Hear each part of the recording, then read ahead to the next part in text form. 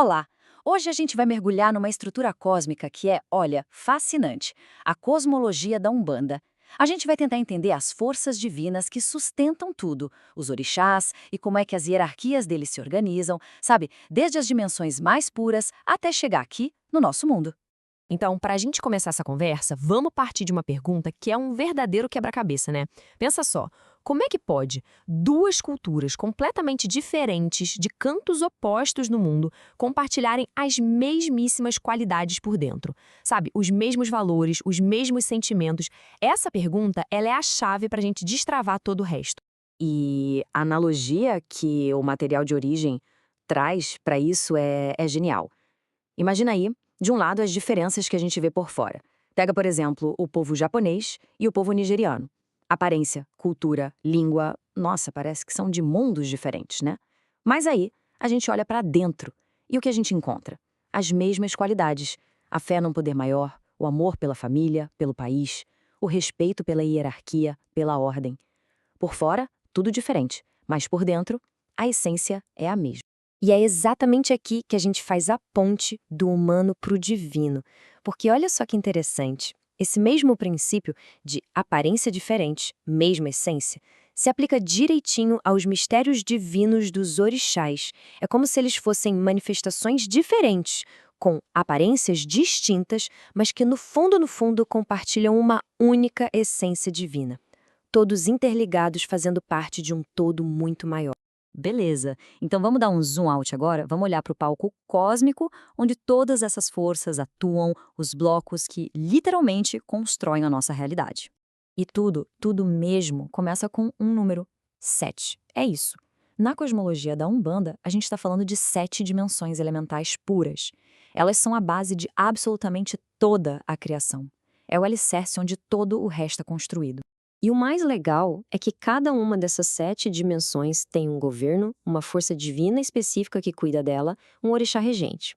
Então a gente tem a dimensão cristalina, com o orixá cristalino, a dimensão mineral, com o orixá mineral, aí vem a vegetal, a ígnea, a eólica, a telúrica e a aquática.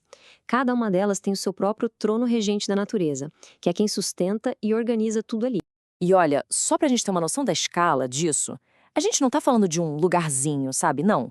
Cada uma dessas dimensões é, por si só, um universo inteiro, infinito, para todas as direções.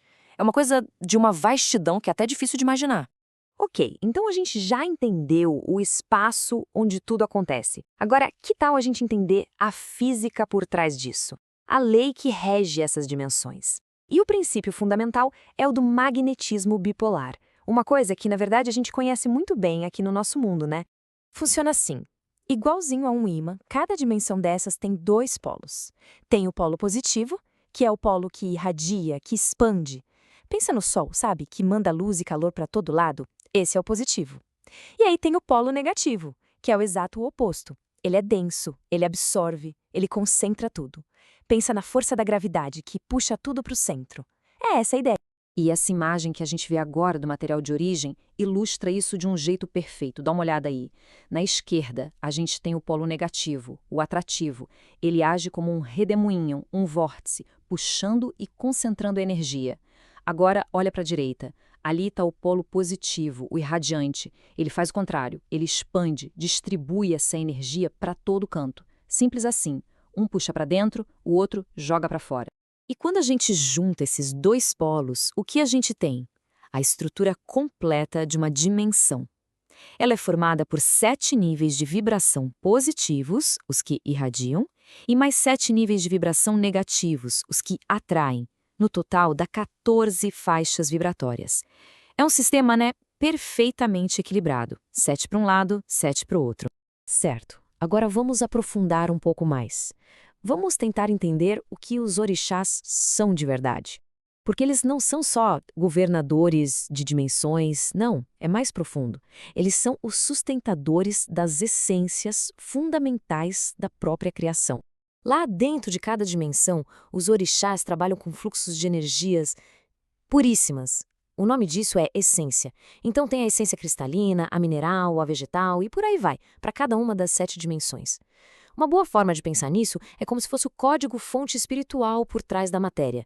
sabe? É a planta original, a matriz de onde todos os elementos físicos que a gente conhece são formados. E se essa ideia de essência ainda parece meio abstrata, se prepara para essa analogia do material de origem, porque ela é, nossa, fantástica. Imagina só a proporção. Uma única essência divina está para um elemento físico, assim como um átomo está para o Sol. Parou para pensar nisso? Um átomo para o Sol.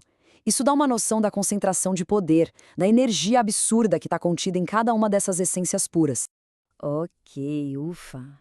A gente viajou lá para o macrocosmo, né? Agora vamos voltar, vamos trazer todos esses conceitos gigantescos aqui para o nosso plano, para o mundo dos humanos e ver como é que isso tudo se aplica na prática, na vida espiritual.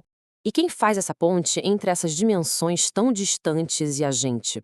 Bom, essa ponte é feita por entidades espirituais, como os caboclos. Eles são tipo o elo final da corrente, sabe? Eles funcionam como canais, como condutores que conseguem trazer essas energias elementais puras lá da fonte até aqui, para o nosso plano material. E para a gente entender a potência da energia que um caboclo consegue canalizar, essa comparação é perfeita. Pensa na quantidade de ferro que tem num único grão de feijão. É pouquinho, né? Agora pega um pedacinho de metal do mesmo tamanho. A concentração de átomos de ferro ali é milhares de vezes maior. Então a energia elemental pura que um caboclo traz está para a energia que a gente encontra diluída na natureza, assim como o pedaço de metal está para o grão de feijão. É pura potência, é energia concentrada no máximo. E é por isso explica perfeitamente por que lugares como uma cachoeira, uma mata, o mar, são tão importantes nas práticas espirituais da Umbanda. Esses são os pontos de força. São lugares onde essas energias elementais puras conseguem chegar com mais intensidade aqui no nosso plano. E aí a gente consegue ter uma absorção direta, uma recarga de energia muito mais profunda. E para a gente fechar, fica uma reflexão, né? Se o nosso mundo, o nosso próprio corpo, se tudo o que existe ao nosso redor é tecido a partir da combinação dessas 7 essências divinas, o que será que isso revela sobre a nossa própria natureza, sobre a nossa própria conexão com o sagrado e, principalmente, sobre o potencial imenso que cada ser carrega bem aqui dentro de si?